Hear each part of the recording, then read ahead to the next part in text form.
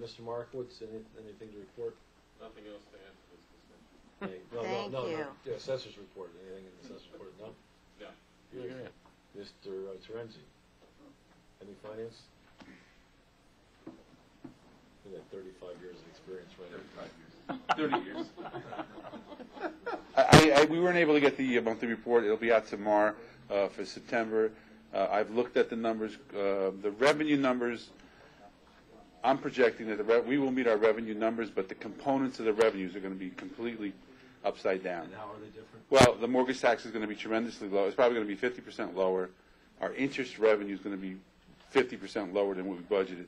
But the interest and penalties that we've generated from this in-rem process is going to take us to the point where we're going to probably have around $3.2 million worth of revenue. Our expenses are tracking exactly as they were last year, which is good. So I think by the time we get to the budget process, we're going to be in a position where even though we allocated $550,000 of our fund balance this year to bring down the taxes, I think we're going to break out even without the $550,000, which puts us in a position where, next year's budget could. Just remind the board and the home audience what our fund balance is. Our fund balance is 75, 80%, what are we, 100%? It's $3.5 million. It's probably more than our. We're 100%. 100% of our the budget. envy of New York State. And we need that fund balance because we do guarantee anywhere from $5 to $6 million a year. Cracker Jack Noto gets finished. Without the in-rem process this year, we would have probably had a The deficit. Honorable Mr. Mecca. All right, Other than that, we're in good shape. great, thank you. Where are we going to finish on expenditures, you think? I think we're going to. What do we have? 3.4. Our budget, original budget was 3.4. I think we're going to be at 3.1. Agree with that, Mr. Norman? The original budget was higher than that, but Okay. 3.1. 3.1. That I think we're comfortable with. There were some items in the budget that you put in there, like a contingency that we're not going to have to use. You put people that and Great, we're going to be fine. wonderful. Thanks. Honorable Mr. Mecca? Actually, just a couple of minutes. Before you say anything, Mr. Mecca, I just want to take this opportunity to thank you also for all your hard work on the in-rem tax collection. I know you spent a lot of time and effort on this. I want to thank you. Yeah, unfortunately, I'm in the middle of the fence. I'm standing on the fence.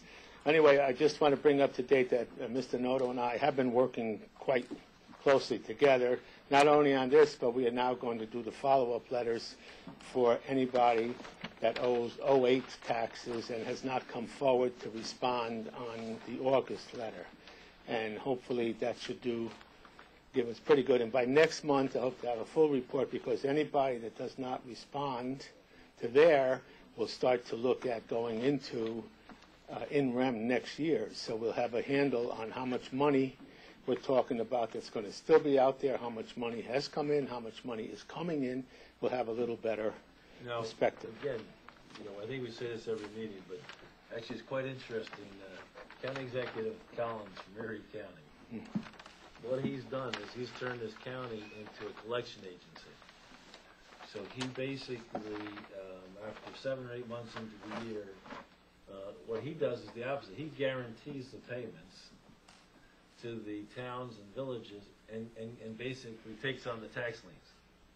And he's getting an 18% interest rate.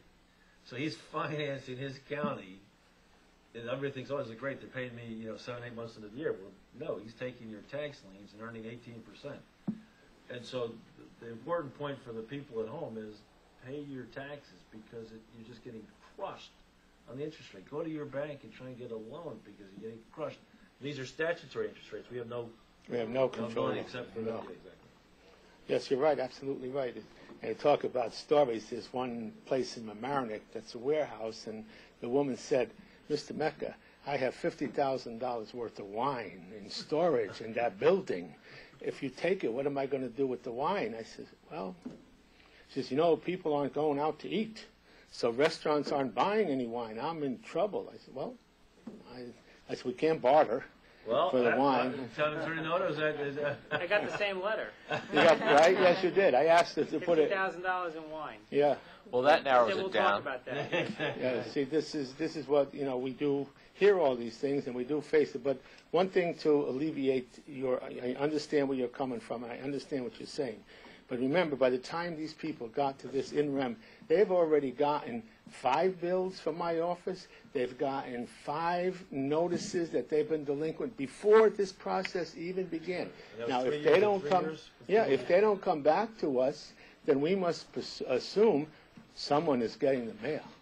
You know, if it's being lost at the house, now we will find out that it's being pulled. We've had calls come in from Florida, and the guy says, "Oh, I sold that house. Send the bill, send the notices over there to people on Central Avenue." So we do take care of those. So I do understand your concern, and I'm with you 100%. But the notice that they receive is tremendous before we get to this stage. Okay. Thanks very Any much. questions? No, Okay. thank you. Thank Mr. you. Beckett. Thank you, Mr.